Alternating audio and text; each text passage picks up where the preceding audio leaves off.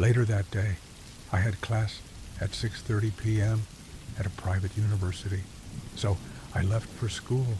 It was rush hour, and the traffic was unbearable. I got to class later than usual. My friend had texted me asking where I was, and I replied that I was on my way. When I arrived, I headed to my classroom, room 207. But as I approached, I noticed something strange. The door was already closed. That was odd. The door was always locked, but this time it was closed and the lights were off. I thought maybe I was in the wrong room, but when I checked the sign on the door, it read room 207. Everything seemed normal, but something didn't feel right. I stepped into the room, turned on the lights, and looked around. There were no bags or notebooks, no signs that a class had just started. Puzzled, I texted my friend to ask if we were supposed to be in room 207 today. I waited, but there was no reply. Minutes passed. I checked my phone. No network. Then, just as I was about to leave the room to find out where class was actually taking place, my phone finally buzzed with a message. It was my friend. "Are you in room 207? The message said. Confused, I looked around again. I was sure I had entered room 207.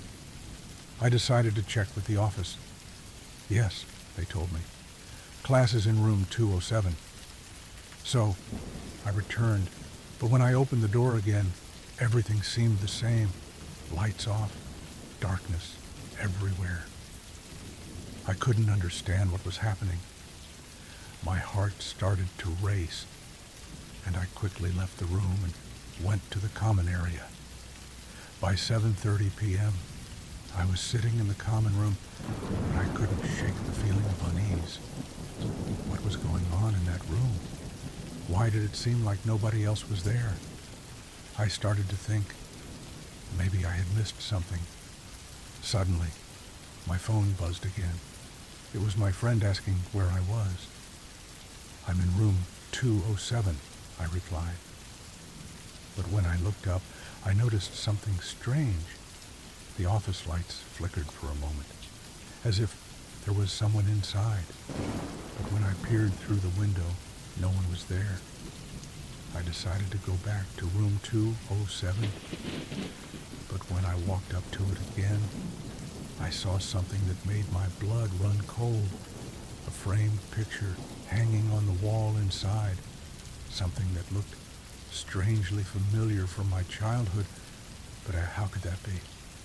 As I was standing there, trying to process what I was seeing, I heard a faint noise behind the door.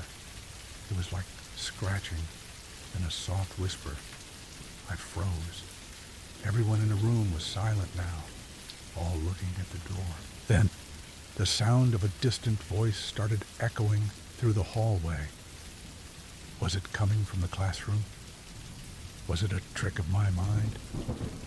I didn't know what to do. Was I alone? Or was something far more sinister happening in that room? I couldn't shake the sense of dread creeping over me as I stood outside room 207. My heart was pounding in my chest. Everyone in the class was too quiet, almost as if they were waiting for something. Something we couldn't see, but could definitely feel. As the scratching sound grew louder behind the door, I cautiously stepped closer. My hand was shaking as I reached for the handle. It felt icy cold, as if the room itself was trying to keep me out. But I had to know what was inside. I opened the door, and a cold gust of wind hit me. The room was dark, but this time something was different. I could see a faint outline of a figure standing at the back of the classroom, almost as if it were waiting for me. My breath caught in my throat. I knew, deep down, that this wasn't just a coincidence. Then the figure stepped forward into the dim light. It was me, or at least someone who looked exactly like me. dressed in the same clothes, the same posture, everything. But the eyes, they were empty, hollow. I staggered back, but I couldn't move fast enough. The figure reached out a hand, and I felt a chill seep into my body, as though my very soul was being pulled in.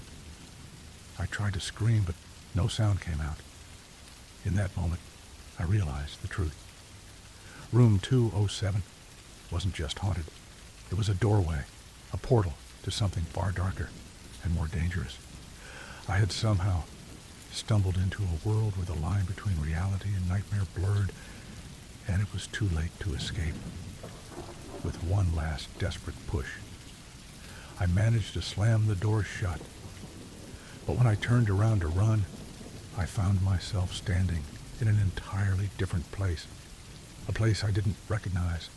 A place that felt like a twisted version of my own reality. I had crossed a line I couldn't return from. And now, room 207 would forever haunt me, always lurking just out of reach, waiting for its next victim to cross its threshold. As I stood in this strange, twisted version of reality, panic set in. The walls were a shade of gray I couldn't quite place, like the colors had been drained from them. The air was thick, almost suffocating, and the silence was unbearable. I reached out, trying to make sense of where I was. Every step felt heavier than the last, as if the world itself was holding me in place. Suddenly, a faint echo of footsteps reverberated in the hallway behind me. I whipped around, heart pounding, but saw nothing, just the desolate emptiness of the twisted campus. Yet, the footsteps kept growing louder, coming closer and closer. I turned again, convinced that I was losing my mind. But this time, I saw something, or rather, someone. It was another version of me, standing at the end of the hallway, the same clothes, the same posture, but the face, it was wrong. Its eyes were wide, unnaturally so, and there was a smile that stretched far too wide, one that seemed to belong to someone or something else. I wanted to run, but my feet wouldn't move. The figure slowly began walking toward me, each step measured and deliberate. As it got closer, I could see the blood-red marks around its eyes, like they had been gouged out and then sewn back together. "Why did you leave me behind?" it whispered, its voice not quite my own, but eerily familiar. The words chilled me to the bone. I took a step backward, but the figure didn't stop. It kept coming, like it had been waiting for me to open the door. Just then, a sound came from behind me. The door to room 207 had creaked open on its own, beckoning me back. I had to make a choice, run or face whatever was in that room. But before I could decide, the figure reached out to grab me. I screamed, but the air felt thick, like it was muffling my voice. My hands shook as the figure's cold fingers wrapped around my wrist, pulling me toward it. The dark, empty eyes stared into mine, and I realized with a shock this wasn't just an alternate version of me. This was what I was becoming.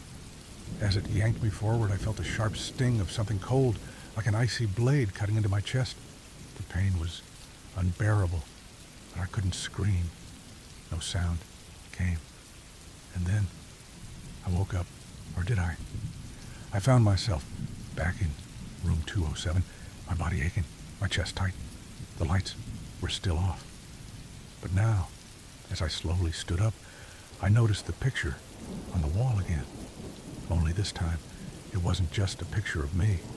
It was a snapshot of me from this moment, right here, in room 207. The chilling realization hit me. This wasn't over. This room didn't just pull me into another world. It trapped me in a cycle of twisted versions of myself, always waiting, always watching, always coming for me.